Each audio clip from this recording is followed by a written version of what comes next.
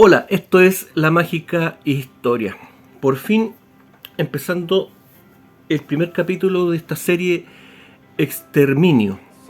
Feliz, feliz, feliz porque en fin. Y lo voy a hacer en este formato porque no hay caso. Tengo problemas para editar, para hacer un video de mejor calidad, digamos. La edición no me es fuerte, no tengo tampoco los materiales como para poder editar de buena manera y tampoco el espacio para hacerlo. Así que, de todas maneras, creo que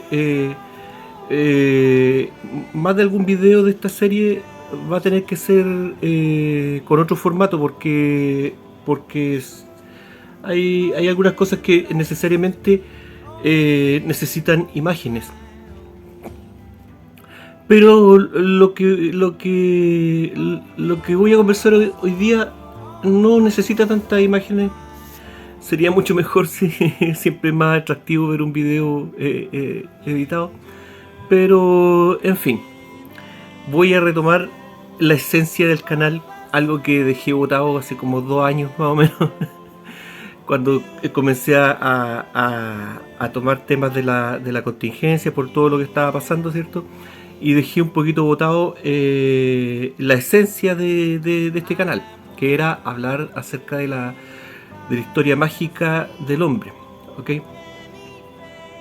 Es decir, plantear la historia a través de algo que, con este detalle que siempre se deja de lado y que es un grave error de los historiadores, porque es una importante actividad humana que no se ha tomado en cuenta y que de hecho es la base del poder en las civilizaciones humanas, que es la espiritualidad y el esoterismo, ¿okay? E incluso hoy en día canales de historia alternativa, digamos, también cometen ese error y dejan estos temas de lado y se entrampan solos, llegan a un punto donde no saben bien qué es lo que pasa, porque claro, no se puede entender la historia, hay cosas, incongruencias tan enormes que cosas descabelladas que no se pueden entender a menos que se tenga la perspectiva de que se justifican a través de una mirada ritual, ¿ok? Y eso incluye a lo que está ocurriendo hoy en día, ¿ok? Así que, ¿a qué nos enfrentamos hoy en día? Todo este desorden, este caos político, social que existe, si tuviéramos que resumir, si tuviéramos que darle una nota al ser humano, ¿cierto? Sería una nota muy baja. Se supone que somos una especie. Si tuviéramos que vernos a sí mismos como desde un punto de vista antropológico, ¿cierto? Seríamos, qué sé yo, catalogados como una especie que ha logrado un cierto desarrollo tecnológico, científico, pero que en tema administrativo no ha servido de nada. El caos social va en aumento y en distinta en proporción contraria, digamos, a los avances tecnológicos. ¿Cómo se puede explicar eso? ¿Cómo se puede explicar eso? ¿Ah? Bueno, básicamente porque la crisis es espiritual. En una sociedad en donde no se aparta la espiritualidad, donde la gente tiene claro el tema ritual, espiritual, qué sé yo, no es posible este tipo de falencias, ¿ok? Esta falencia ocurre porque faltan recursos, porque no hay medios técnicos para poder desarrollarse de mejor manera, pero en nuestra sociedad no hay justificación para eso. El tema es netamente administrativo. Muchas personas dirán político. No es político.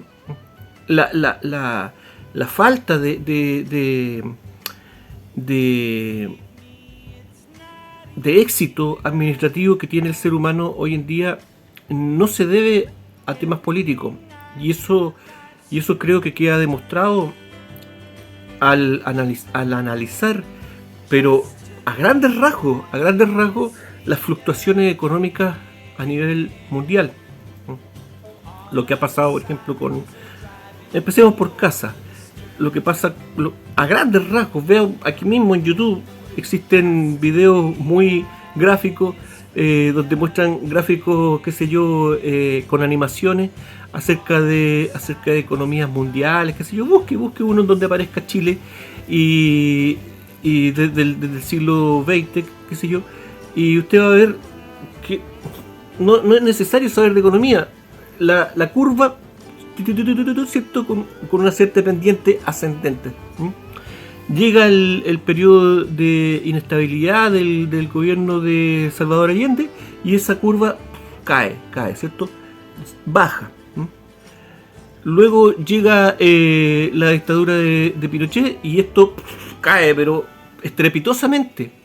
Y nunca más Chile vuelve a recuperar la línea ascendente que tenía a principios del siglo XX, los años 50, los años 40, qué sé yo.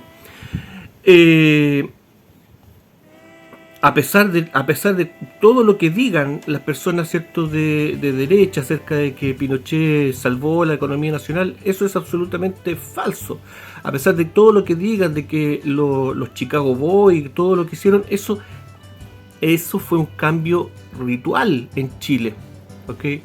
La economía, la base de la economía, ya lo vimos en otro video y lo vamos a reforzar la idea ahora. Es esotérica, ¿eh? Y en Chile necesariamente para cumplir los macro propósitos internacionales del mal, Chile debía cambiar su visión económica. Debían ser entrenados algunos perritos, los Chicago Boys, ¿cierto?, para crear una línea económica distinta, una línea económica que no creó la curva ascendente que existía antes. Nunca más esa curva llegó a ser tal. Solamente una vez que se despacha a Pinochet, ¿cierto?, la curva comienza a subir nuevamente en los años 90. ¿Y qué pasó? Se nos hinchó el pecho, ¿cierto?, y nos creímos, como se dice vulgarmente, el hoyo del queque, pero era una ilusión. Y de repente, ¡pum!, nuevamente la curva comienza a bajar. ¿Por qué? Chile tiene menos recursos que antes, tiene menos población que antes, tiene gente menos educada que antes. No, nada de eso. Es simplemente administración. Pero ¿cómo un gobierno puede tener tan mala administración de no poder seguir un curso normal, digamos, de la actividad humana de un país? Lo que genera la actividad humana de un país, simplemente, o sea, no hay que ser un experto, estás en una línea de poder y prácticamente no tienes que hacer nada, simplemente tienes que dejar que las cosas sigan su rumbo.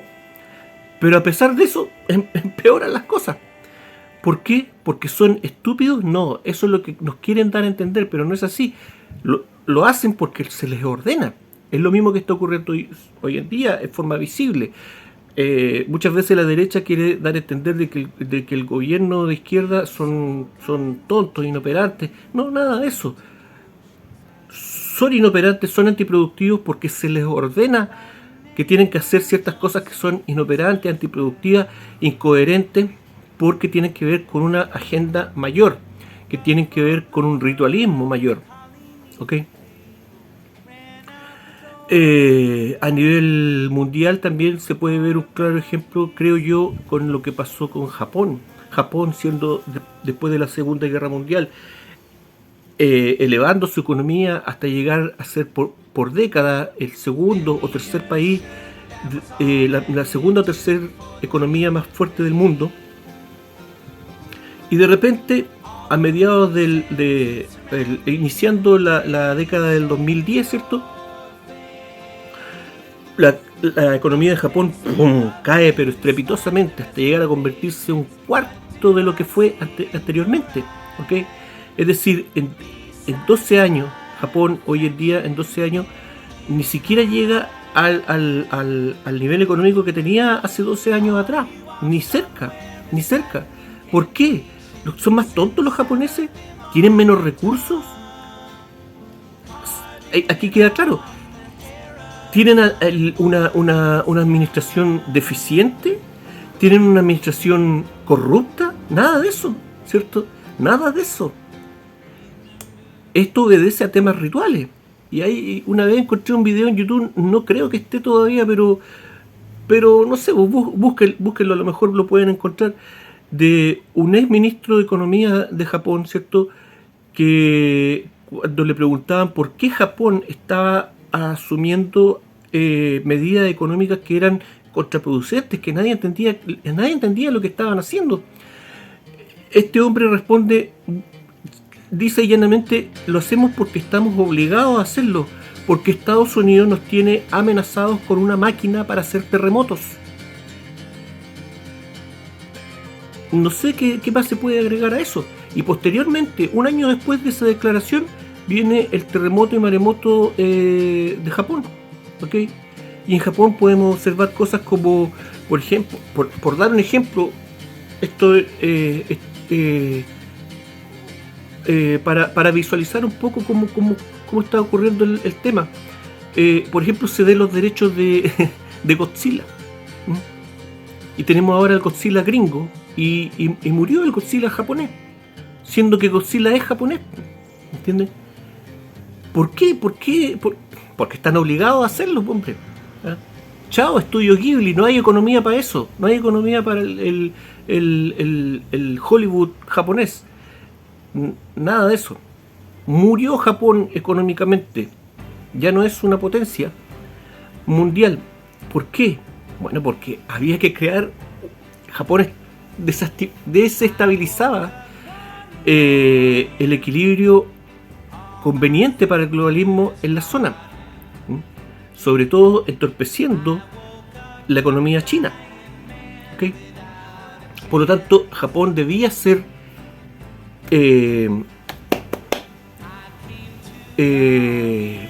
retenido, bueno, es otra la palabra, neutralizado. En fin, pero obviamente, si uno dice que hay temas esotéricos detrás de esto, si uno dice que hay temas rituales detrás de esto, obviamente nadie te va a tomar en serio. Y todos van a tratar de justificar con alguna u otra teoría política, económica o militar lo que está ocurriendo. Esto es un ejemplo de lo que ocurre.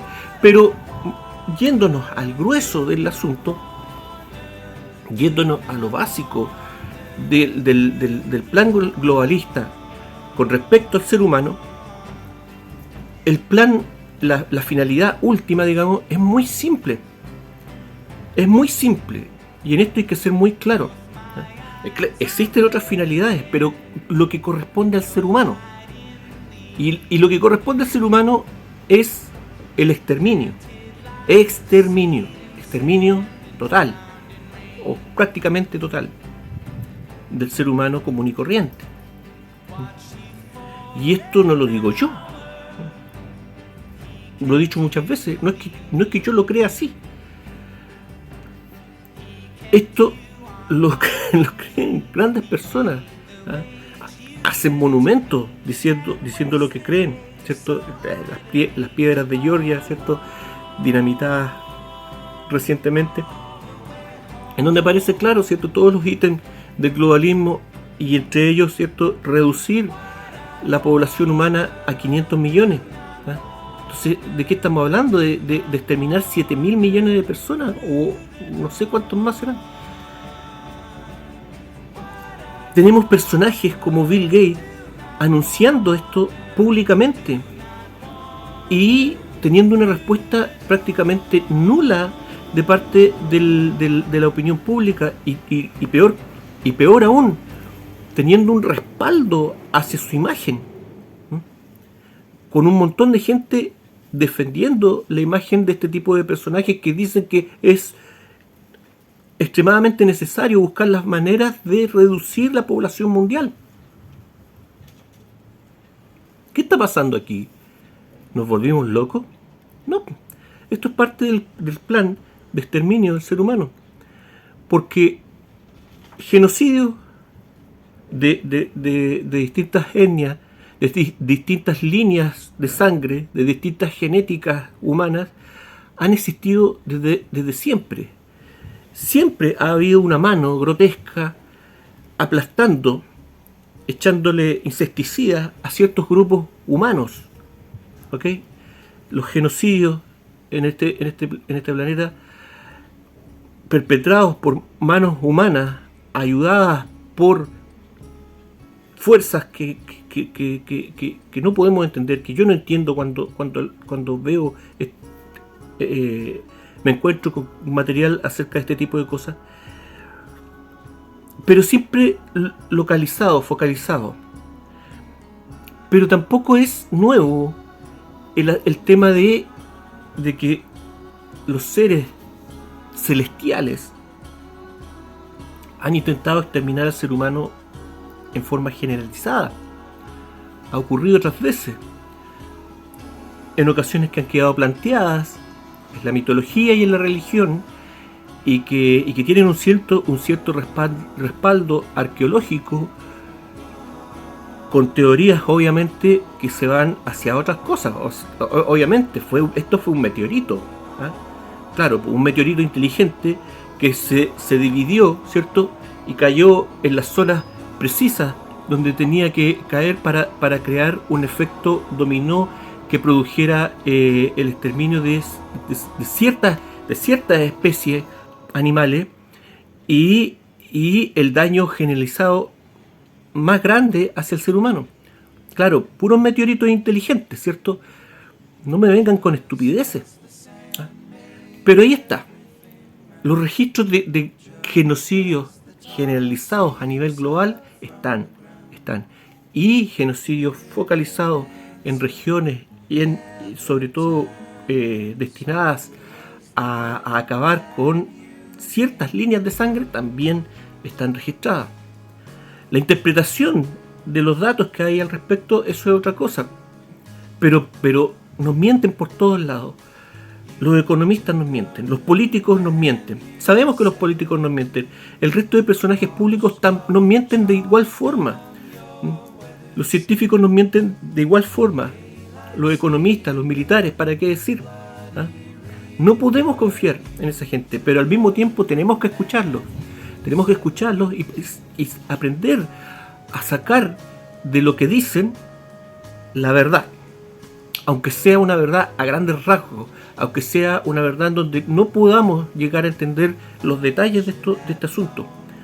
Pero todo indica de que en los próximos años se va a gestar la etapa final, digamos, de este gran genocidio a nivel global.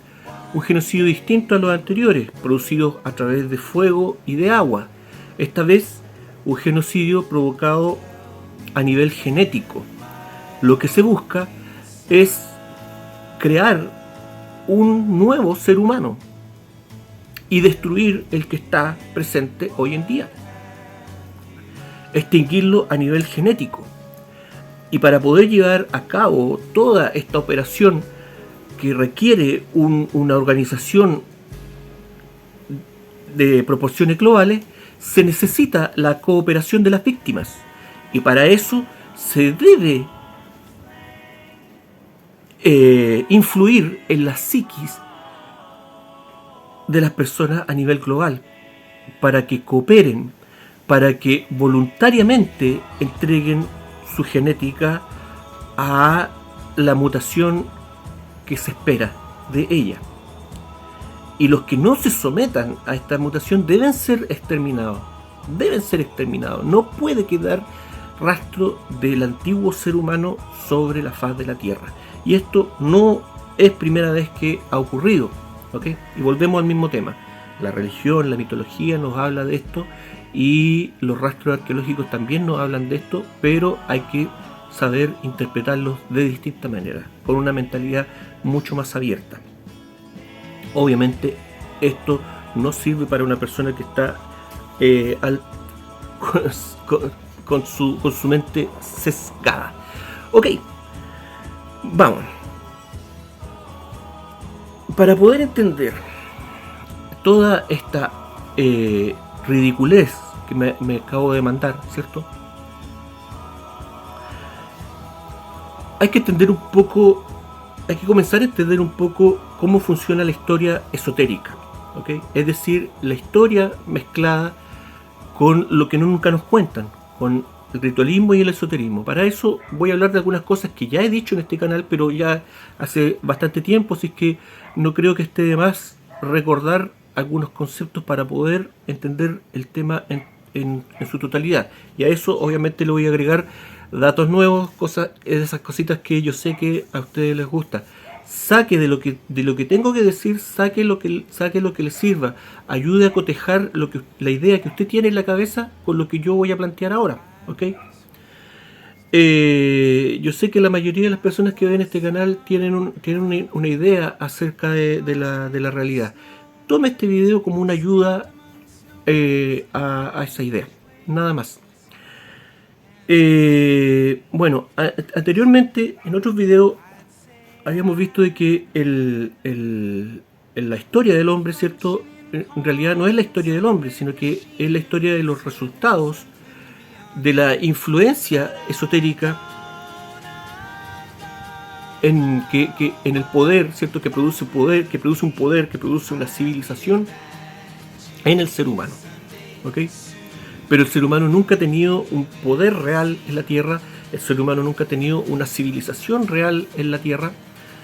Todo proviene del mundo esotérico. Las grandes directrices de cómo debe construirse una civilización proviene del mundo esotérico. ¿Okay? Incluso las civilizaciones actuales que hoy en día, ¿cierto? El hombre civilizado, entre comillas, convive prácticamente la mitad del mundo, sigue siendo una sociedad de sociedades nómades o seminómades, ¿ok? Pero nos encandila la televisión que nos muestra solamente un mundo urbano, cuando no es así, ¿ok? Esto es por dar un ejemplo para graficar este asunto. Yo no tenía idea de que en una gran área geográfica de Sudamérica solamente existe población negra, de color. Es como entrar en África dentro de Sudamérica. Y es un enorme área geográfica que incluye el sector costero, un amplio sector costero de Perú, Ecuador, Venezuela. Cientos y cientos de kilómetros en donde usted no va a encontrar un pueblo de gente latina, solamente pueblos de descendientes afroamericanos. Es como entrar a África dentro de Latinoamérica.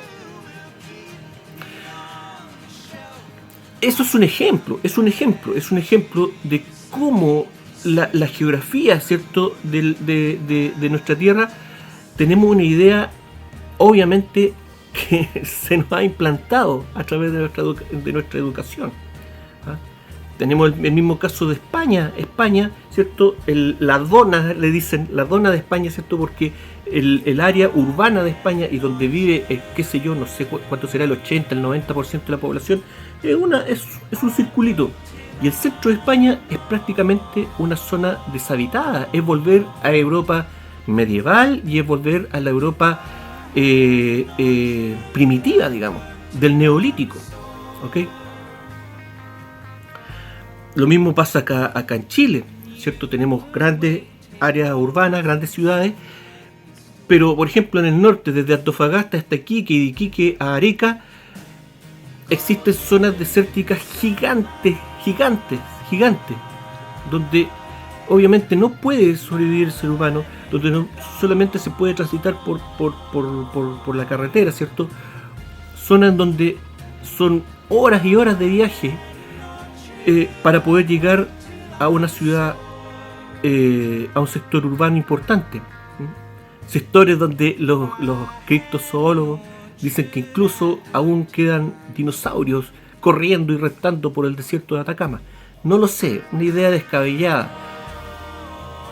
pero que no se vuelve tan descabellado al estar en el lugar y ver lo gigante de esa zona deshabitada, ¿okay? Lo mismo, por ejemplo, en Siberia, ¿okay? Una vez escuché un dato que para mí es súper gráfico, que es que la última carretera de Siberia, del interior de Siberia, termina, ¿cierto? Y de ahí hasta encontrar un nuevo poblado hay 2000 kilómetros en línea recta, 2000 kilómetros de bosque hasta volver a encontrar un poblado, ¿ok? 2000 kilómetros cuadrados de bosque es una barbaridad. Allí puede vivir cualquier cosa, ¿me entienden? ¿Me entienden? Pueblos enteros de gente que a lo mejor ni siquiera conocemos, especies. Los criptozoólogos nuevamente a lo mejor no están tan errados. ¿Ah? Vivimos aún en un mundo inmenso y donde, ojo, prácticamente la mitad de la población humana vive fuera del sistema de civilización que nosotros conocemos a través de la televisión, a través de las pantallas. ¿Okay? En África tenemos prácticamente un continente completo de seres humanos viviendo fuera de lo que nosotros conocemos como un sistema civilizado. Lo mismo en el Asia Central, lo mismo en Asia, en la propia China, en fin, en la India, que países altamente poblados, pero que también tienen enormes regiones, en fin, con tribus y tribus y tribus y tribus de personas, incluso tribus de gente caucásica, de raza blanca, en Siberia, que viven al margen de la civilización. También lo vamos a ver más adelante. En fin,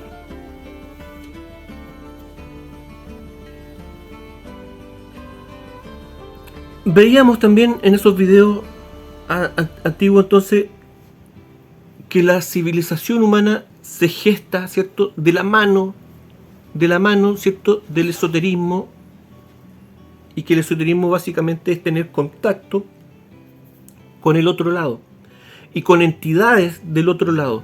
¿Okay? La forma más básica de espiritualidad grupal, ¿cierto?, en el ser humano es el chamanismo, existente aún hoy en día y renaciendo con mucha fuerza en los antiguos países de la ex Unión Soviética, donde durante el periodo comunista, ¿cierto?, se había vuelto, el chamanismo se había vuelto una actividad marginal, y que hoy en día nuevamente ha recuperado su legalidad, digamos, y está volviendo el animismo, el chamanismo en gloria y majestad, para bien y para mal, porque el chamanismo hoy en día está muy idealizado, ¿cierto?, como el chamán es un ser espiritual en contacto con la naturaleza. Nada de eso, nada de eso. El chamán es un ser oscuro que es simplemente un instrumento, un elemento, una herramienta de contacto, un puente entre el otro lado, el mundo espiritual, y este. El chamán, la base del poder mágico del chamán es poder dejarse poseer por espiritualidades bajas, por espirituales entidades oscuras. ¿Okay? Claro, esto puede ser un fenómeno psicológico simplemente, ok, cada quien lo verá como quiera, ¿eh? Pero yo a esta altura de la vida he visto cosas que, como dice el dicho, los brujos no existen, o no creo en los brujos, pero de que los hay, ¿ok? Pero esa es la forma más básica de espiritualidad grupal del ser humano. ¿Okay? El chamán tiene un poder sobre su comunidad. El chamán tiene un poder básico, pero lo tiene. El chamán tiene una influencia sobre su comunidad básica, pero la tiene. Si el chamán dice esto, la comunidad lo obedece, ¿no? A menos que haya un líder también, tengan que parlamentar, qué sé yo, en fin. Pero ahí está el poder esotérico básico, dando las directrices a través del otro lado de lo que el grupo tiene que hacer. ¿Ok? Y nuestra sociedad no es distinta de eso. Básicamente, así se crea nuestra sociedad. De la misma manera. Tenemos un chamán, ¿cierto?, que tiene contacto. El chamán es el que tiene el que conoce la ritualidad necesaria para contactarse con el otro lado. Obtener información del otro lado que indique lo que debe ser el grupo para el bien común. Es decir, el chamán y lo que le indican del otro lado marca la moralidad y la ética de ese grupo humano. Recordemos que moral y ética significan lo mismo, bien común, el viejo orden, ¿cierto? El viejo orden del bien, lo que es bueno para todos es lo que se debe hacer. ¿Okay? Y eso va unido al jefe ritual. Algunas veces era el mismo chamán y otras veces era un personaje destacado, ¿cierto? Porque tenía esta chispa de vida, ¿cierto? Pero también indicado un poco con la conexión que tiene desde el otro lado. En fin,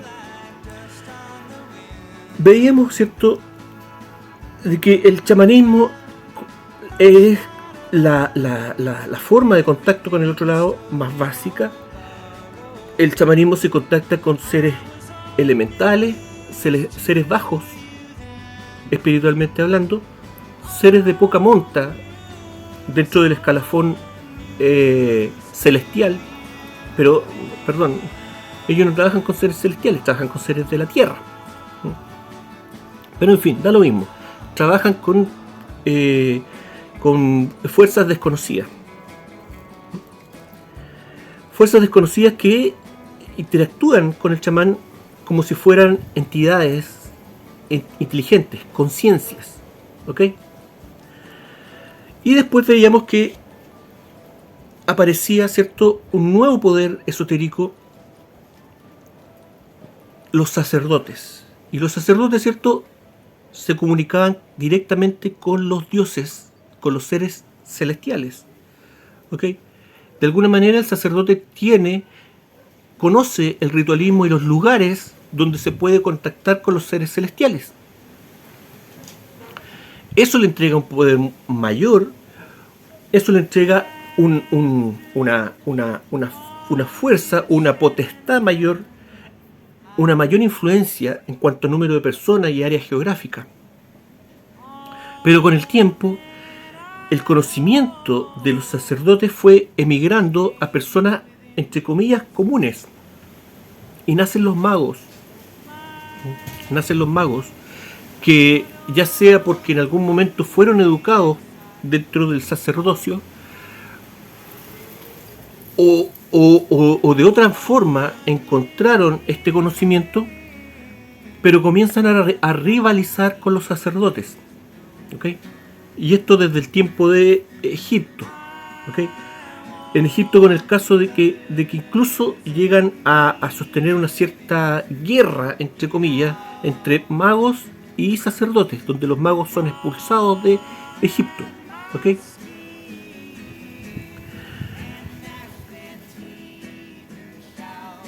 Nace una segunda casta, entonces, de conocedores del otro lado, de personas con contacto con el otro lado. ¿Okay? Esto emigra, ¿cierto?, al Medio Oriente, nacen los magos caldeos, su conocimiento de la interpretación de las estrellas, ¿cierto? Esto se ve en todo el mundo también.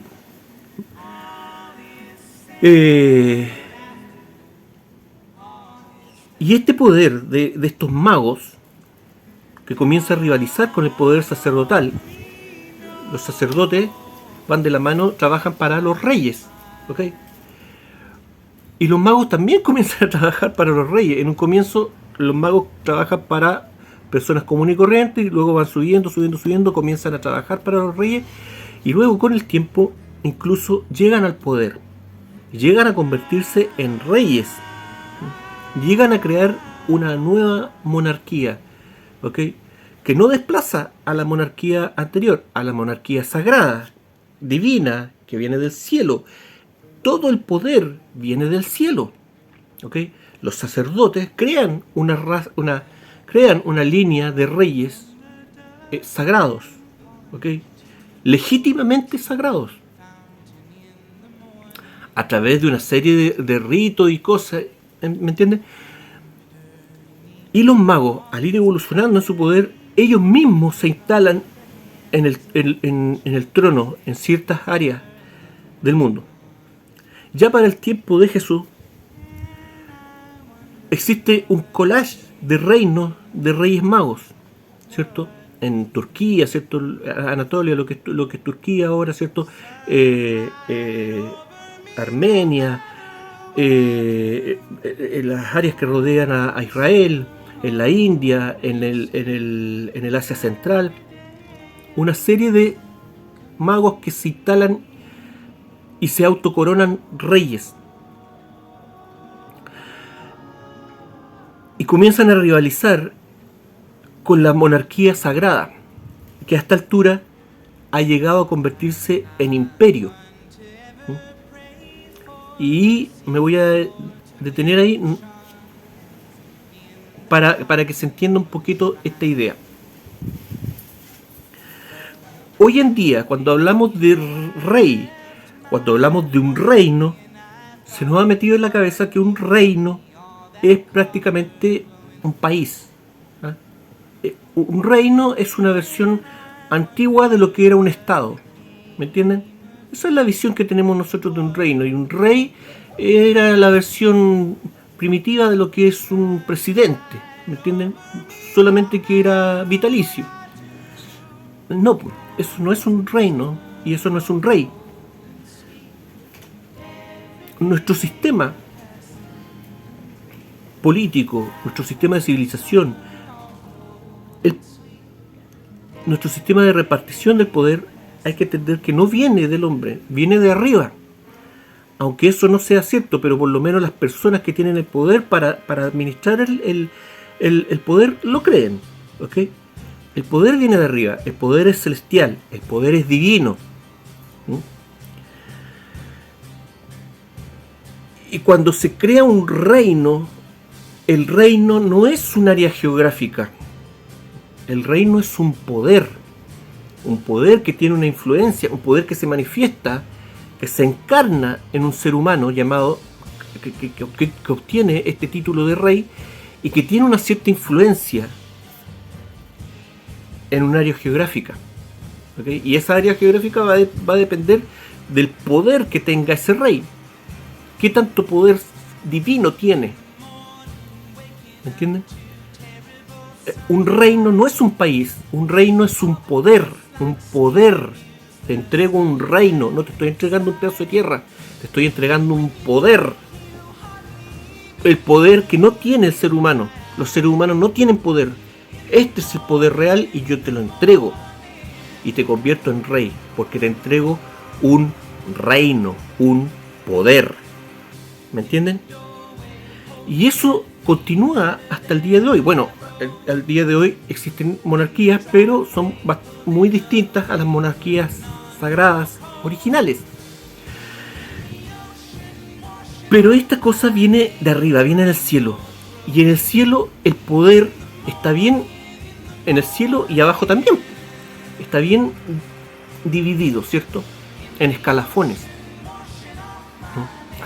Los ángeles tienen todo su administración ahí, no es la carta Gantt, ¿cómo se llama esta cuestión? Su organigrama. Y en el infierno también tienen su organigrama. Y bueno, el ser humano tiene contacto con estas criaturas, ¿cierto? Del otro lado, no puede estar seguro si se contactó con ángeles o con demonios, ¿me entiendes? Pero ellos le entregan al ser humano estos poderes, los mismos poderes que ellos tienen al otro lado, ¿cierto? Y se crean todas estas, en el Imperio Romano, ¿cierto? Estas divisiones de los patricios, ¿cierto? Se crea un grupo monárquico, ¿cierto? Gobernando, que tiene poder sobre una gran masa de pobres plebeyos, pobres patipelados que no tienen poder. ¿Me entienden? Y les voy a entregar un ejemplo que yo creo que a mí me quedó claro con eso y creo que les va a quedar claro también a ustedes. La forma de llamar a estos poderes han habido distintos términos, ¿ok?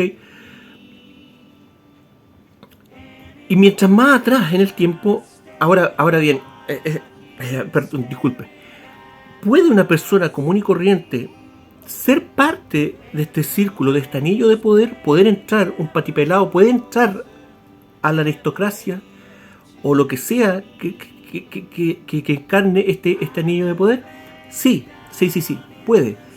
Pero, sobre todo ahora es más fácil, Pero mientras más atrás se va en el tiempo, hasta llegar, qué sé yo, al periodo clásico, a los romanos, era más difícil que una persona común y corriente lograra escalar, y no escalar una posición social, sino esto no se trata de eso, sino que lograra entrar, pasar el límite, la barrera hacia el otro lado y llegar al poder real, llegar a tocar el poder real, el verdadero poder, era muy difícil.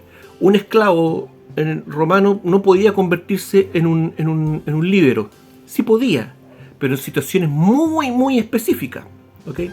Y asimismo, una persona común y corriente también podía convertirse en patricio, pero en situaciones muy, muy, muy, muy, muy específicas. ¿Okay? Y también esto varía de acuerdo al periodo de tiempo del Imperio Romano. Pero al ir evolucionando en la época medieval y posteriormente, ¿cierto? Esta puertecita de personas comunes y corrientes que pasan al otro lado del poder, que llegan a ser parte del círculo, a un anillo de poder, cada vez es más, cada vez se abren más puertecitas, cada vez es más fácil. ¿Okay? ¿Cómo se llega? ¿Cómo se logra? Básicamente haciendo favores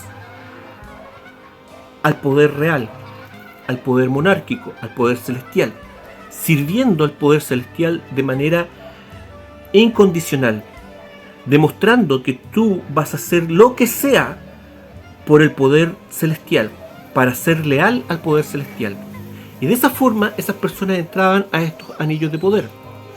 Uno de estos ejemplos, por ejemplo es cuando se nombra uno de los títulos de nobleza más fáciles, ¿cierto? Es cuando en Inglaterra nombran al Sir. Sir este, Sir esto otro, ¿cierto? Sir Paul McCartney, ¿cierto? A Paul McCartney le entregaron su título de Sir por ser parte de los Beatles, por ser un músico destacado. No. La monarquía no entrega títulos de nobleza por eso. Entrega por favores concedidos, y favores muy específicos, favores que requieren una alta entrega de parte de la otra persona, favores que requieren un alto sacrificio por parte de la otra persona. ¿Qué sacrificio habrá hecho Paul McCartney por la monarquía inglesa para que le concedieran el título de llegar a ser nombrado Sir Paul McCartney? Bueno, pero hay otro ejemplo que es mejor todavía, que es el tema de los condes. Los condes, desde un cierto periodo de tiempo hacia adelante, fueron la forma más fácil, digamos, o más accesible de llegar a convertirse en un aristócrata y ser parte de la monarquía. ¿Ok? Es decir, una persona común y corriente podía convertirse en conde, no podía convertirse en marqués, pero sí en conde. ¿Pero a qué costo? ¿Qué tenía que hacer? Bueno, tenía que demostrar ser leal al poder real. ¿Ok? Muchas veces los condes eran... Esto iba en un comienzo iba ligado también al tema militar. Muchas veces los condes eran militares que habían hecho carrera y que habían llegado a ser guardaespaldas de algún miembro de la monarquía de alto nivel. ¿Ok? Y que con el tiempo, al demostrar su lealtad y que estaban dispuestos a hacer cualquier cosa por la monarquía, se les concedía esta retribución de llegar a ser conde y por lo tanto entrar en este anillo de poder, convertirse en aristócrata, y no solamente en aristócrata, sino que ser parte de la monarquía, el conde. ¿Ok? Y se le entregaba este poder, así como el reino, a esta persona, este patipelado común y corriente, se le entregaba este poder verdadero. Toma, aquí está tu condado, ¿no? El poder, ¿ok? Y obviamente ese poder le daba una cierta influencia, autoridad exclusiva sobre un grupo humano y sobre una cierta área geográfica, donde este conde gozaba también de una cierta inmunidad, ¿ok? Solamente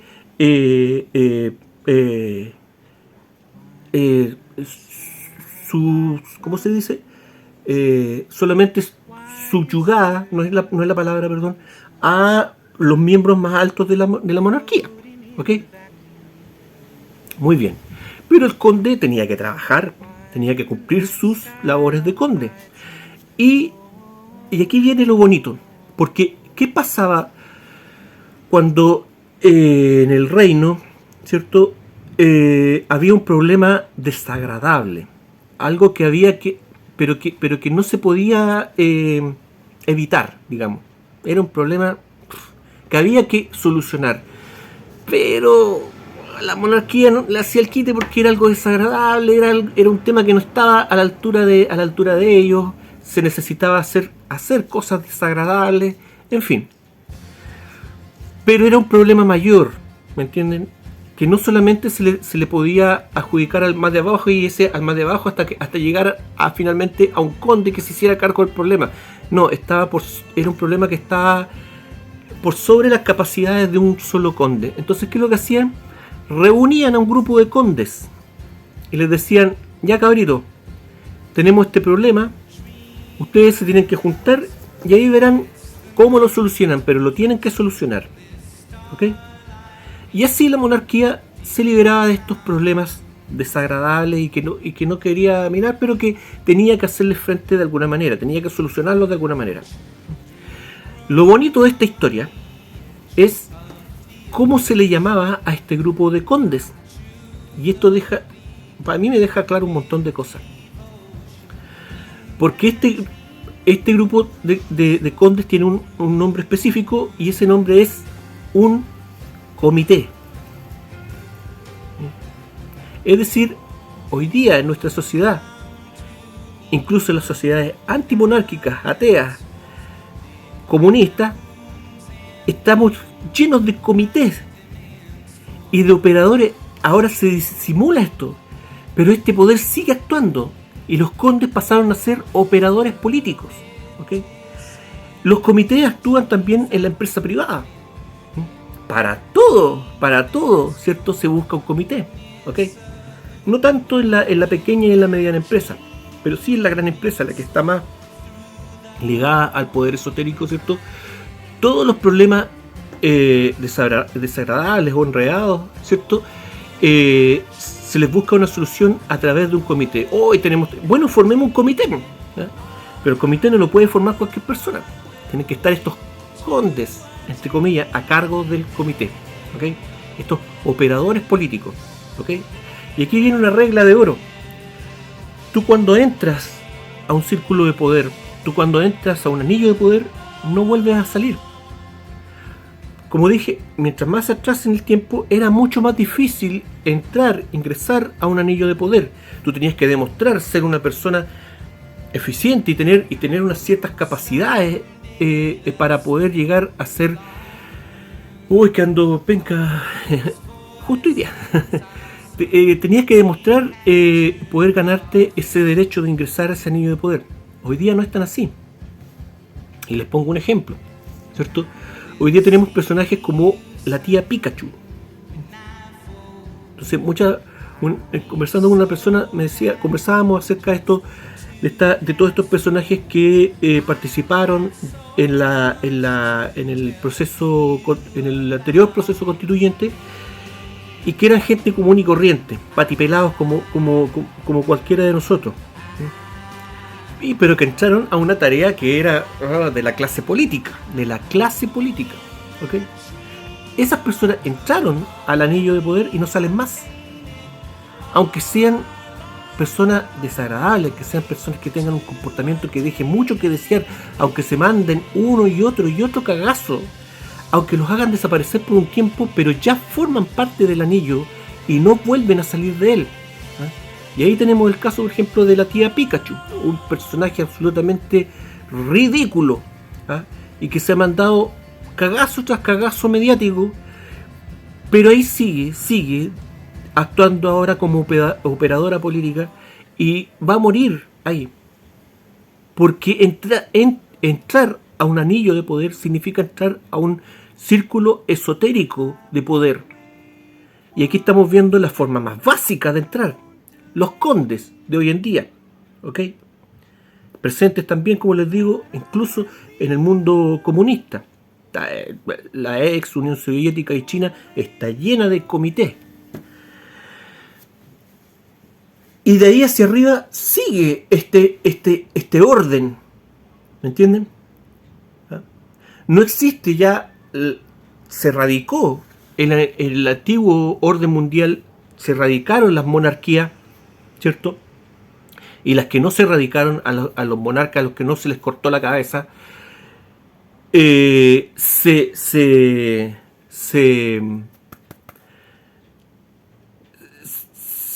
manipularon, ¿cierto? Se infiltraron, ¿cierto? Como la monarquía española, que ya no es una monarquía católica, que es una monarquía masona. Ya no existe la monarquía humana, pero este sistema, ¿cierto?, celestial o infernal de dividir el poder sigue presente al día de hoy.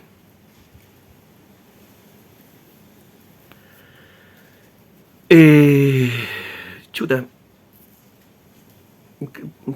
me quedé un poquito largo el asunto, lo dividimos, sigamos viéndolo después, pues, porque queda harto todavía, harto que hablar.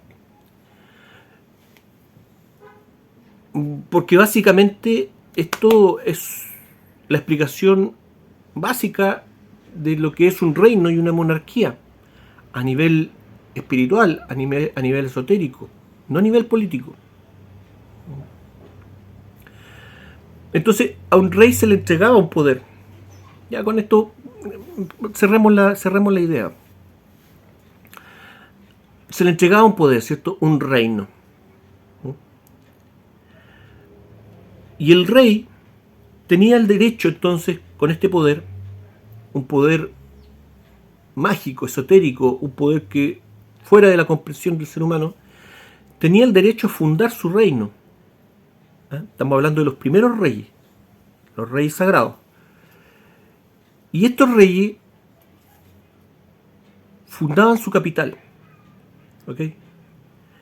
Hoy día en el mundo existen muchas capitales, ¿cierto? O ciudades importantes. Las capitales más importantes del mundo son ciudades sagradas, fundadas por reyes sagrados, que fundaban sus capitales en un lugar, no porque el lugar fuera apto para la agricultura, no porque el lugar fuera tuviera áreas, zonas geográficas que le ayudaban a protegerse de invasiones, no porque, ni siquiera porque el lugar fuera cómodo para vivir. Lo hacían porque el lugar era una zona sagrada de contacto con el otro lado. Y es por eso que muchas de estas capitales fueron fundadas en lugares que no eran aptas para la vida humana y que costó mucho poder equipar esas ciudades justamente para la vida humana. Pensemos, por ejemplo, en Venecia, ¿cierto? Donde los primeros pobladores vivían de una forma horrible sobre un pantano en donde tenían que hacer sus casas arriba de pilares de madera, qué sé yo. ¿Cómo se entiende eso? Ciudad de México, acá Chile, en Chile, tenemos el caso de Concepción.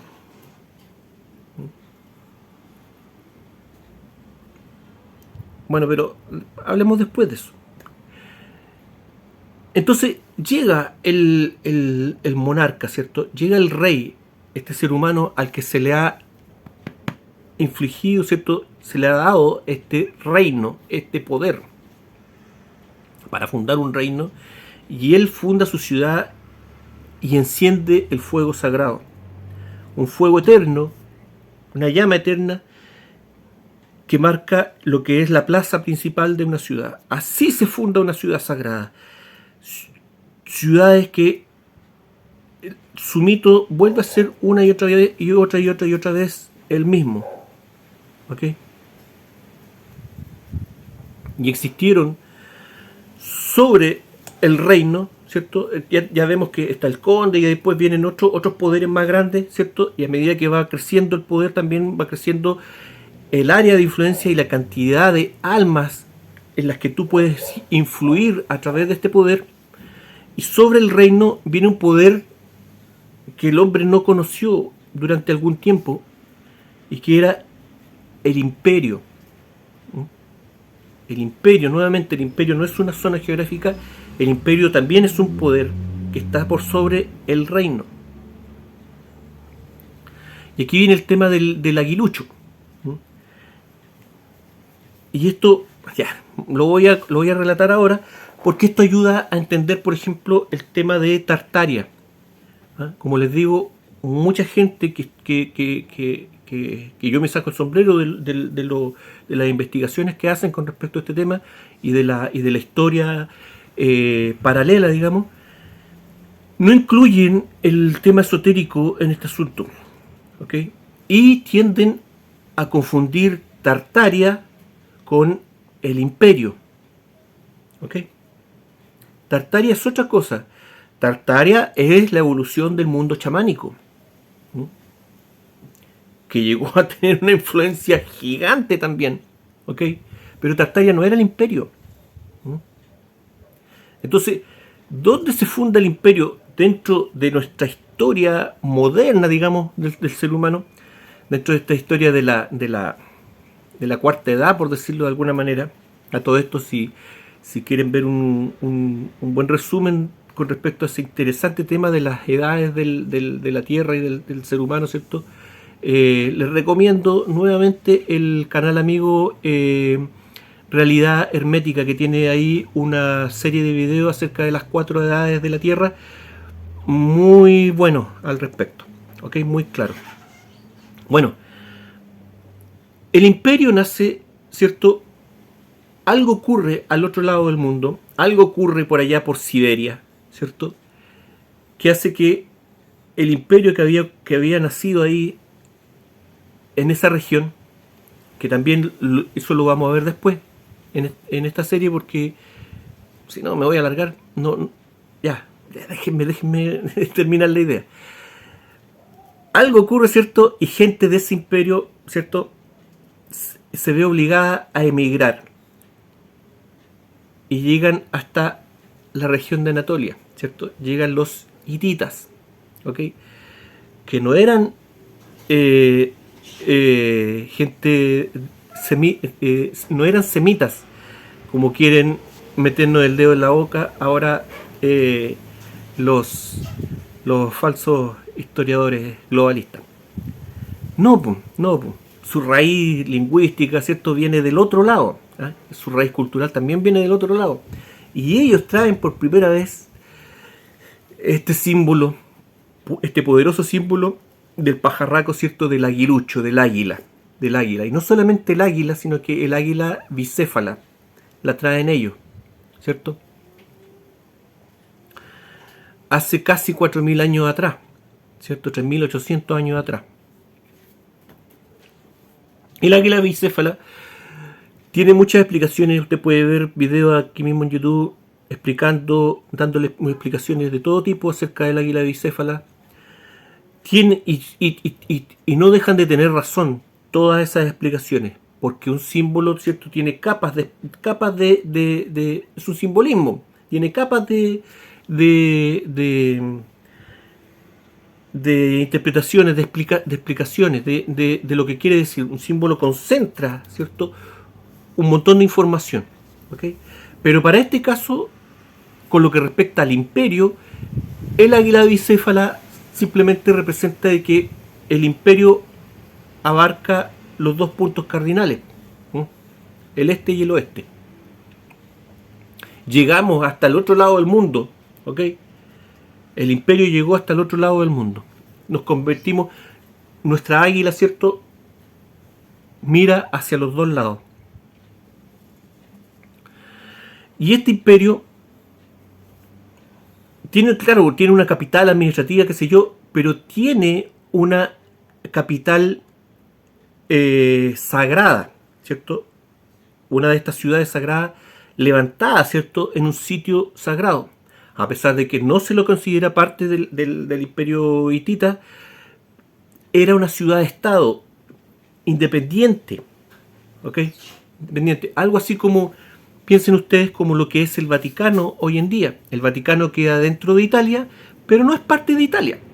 Lo mismo pasaba con esta ciudad, ¿ok? Me refiero a Troya, ¿ok?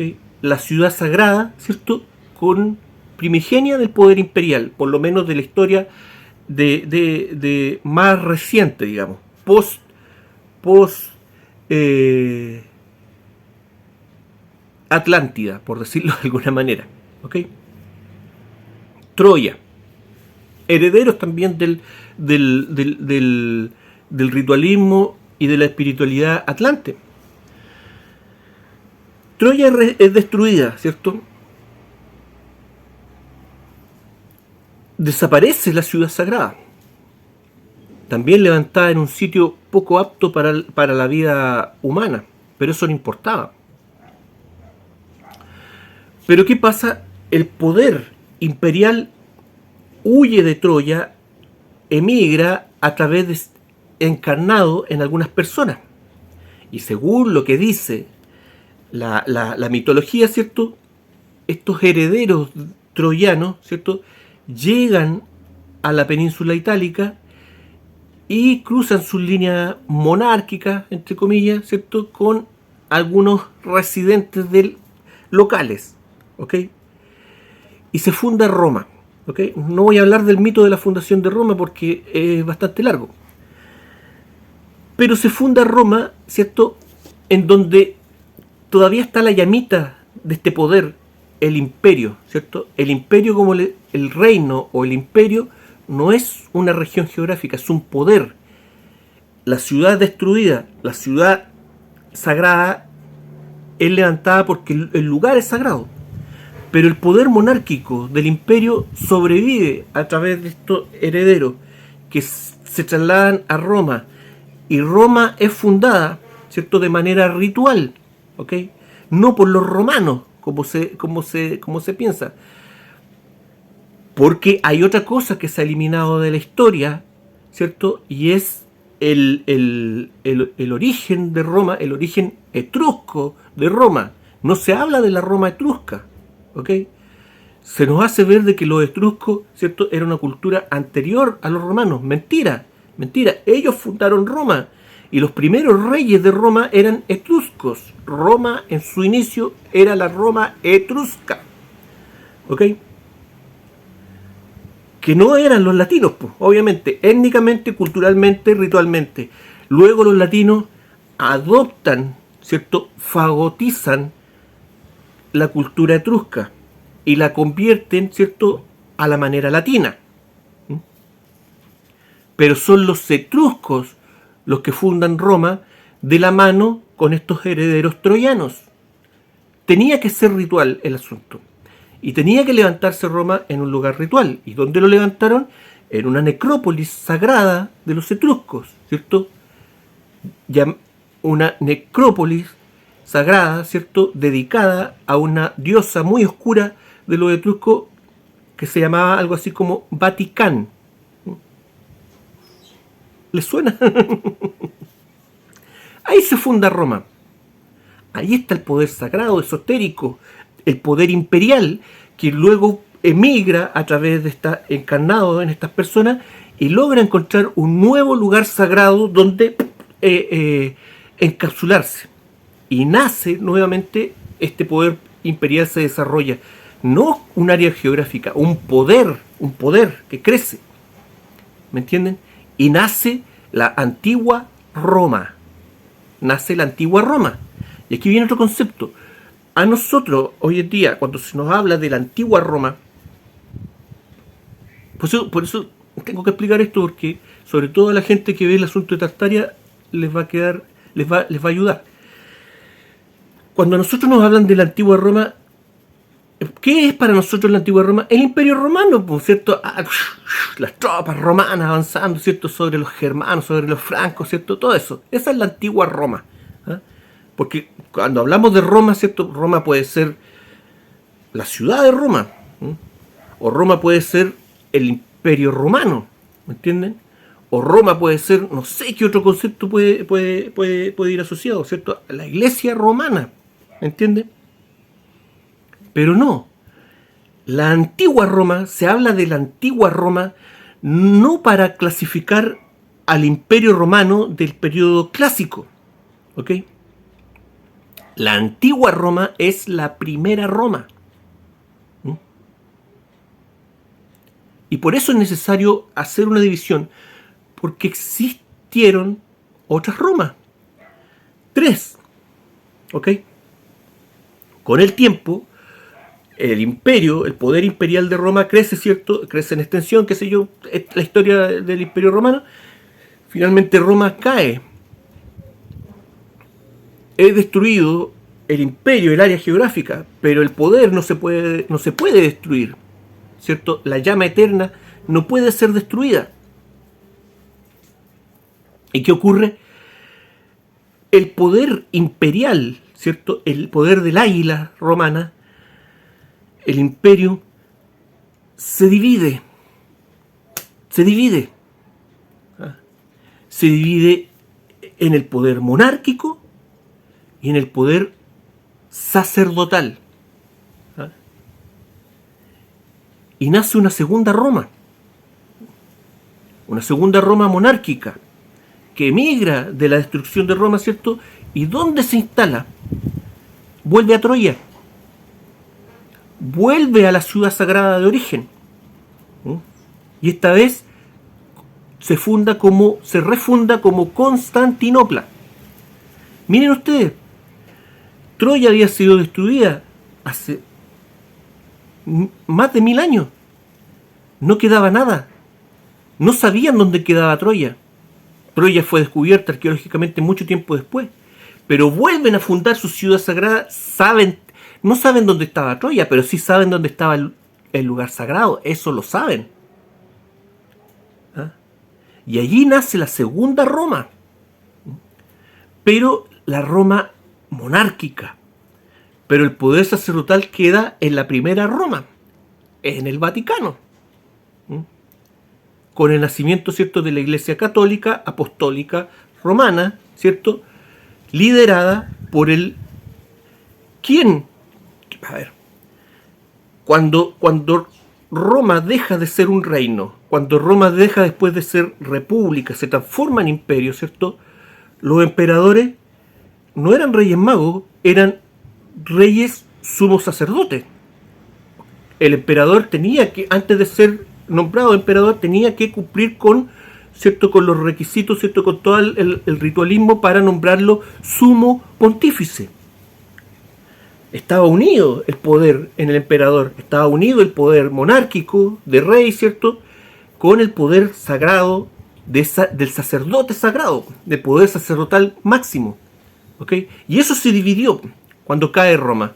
Y el poder monárquico queda en Constantinopla, ¿cierto?, fundando el imperio bizantino, y el poder sacerdotal queda en Roma, en el Vaticano, con el sumo pontífice.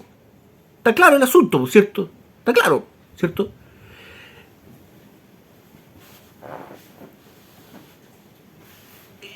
Y es más, es que hay cosas que no sé si decirlas o no. ¿Qué hace la Iglesia Católica? Estos pontífices romanos, ¿cierto?, cuando adquieren el cristianismo y lo transforman en catolicismo. ¿Por qué adquieren el cristianismo? Porque era un poder que no les era ajeno. Y los pontífices romanos, ojo, los pontífices romanos validan al maestro como heredero de este poder sacerdotal imperial. Ya, pero ahí me estoy metiendo en un tema que de verdad mejor lo dejamos. El tema es que el poder sacerdotal queda en Roma hasta el día de hoy. El poder monárquico emigra, ¿cierto?, a Constantinopla, y Constantinopla es destruida, ¿cierto?, por los otomanos, termina así la época medieval, ¿cierto?, coincidiendo más o menos con la llegada de los españoles a América. ¿Ok? Ahí los europeos no habían conquistado, no habían ¿cómo se dice? Descubierto, entre comillas, América, no porque no tuvieran acceso a ella, no porque no supieran de ella, no porque no pudieran llegar a ella, simplemente porque no tenían permiso de pisar América. ¿Mm? Pero al caer el Imperio Bizantino, esa traba se acaba. Y muere nuevamente, cae nuevamente la ciudad sagrada. Pero el poder imperial cae, no, pues si el poder imperial no se destruye, la llama eterna no se destruye. Y emigra encarnada nuevamente a través de herederos bizantinos. ¿Y dónde migra? ¿Cierto? ¿Dónde fundan su tercera Roma? ¿Mm? A ver si son, a ver si me están siguiendo la idea y ya cacharon para dónde se fue. Para Moscú. ¿Mm? Y allí se une, ¿cierto? Nuevamente la misma táctica de unir las líneas de sangre. Y se une estos herederos del poder romano, de Roma como un poder, no como un imperio, no como un área geográfica, sino como un poder imperial, y se une a los reyes rusos, que hasta ese tiempo no eran zares, y que de ahí comienzan a adoptar el término de zar, es decir, César de Rusia, herederos del César romano. Y nace, ¿cierto? También ahí hay un conflicto de poderes, etcétera, etcétera, lo pueden ver ustedes, lo pueden confirmar. Y nace, ¿cierto?, esta casta monárquica imperial rusa, ya no Rusia como un reino, sino que ahora como un imperio, una casta imperial que, aunque sea un área no reducida, no lo que fue después, nace como un imperio, no nace como un reino, nace como un imperio de la casta de los Romanov, no los están diciendo, los romanos. Y que gobierna este imperio durante 300 años. Y ahí está el meollo del asunto de por qué hay muchas incongruencias en el tema de Tartaria, porque las personas que estudian el fenómeno de Tartaria tienden a confundir el imperio, el poder imperial, con Tartaria. ¿Ok? Y Tartaria es la evolución del otro contacto esotérico. Sí, por eso es que la historia no se entiende si no entiende el otro asunto. Tartaria es la evolución del poder chamánico.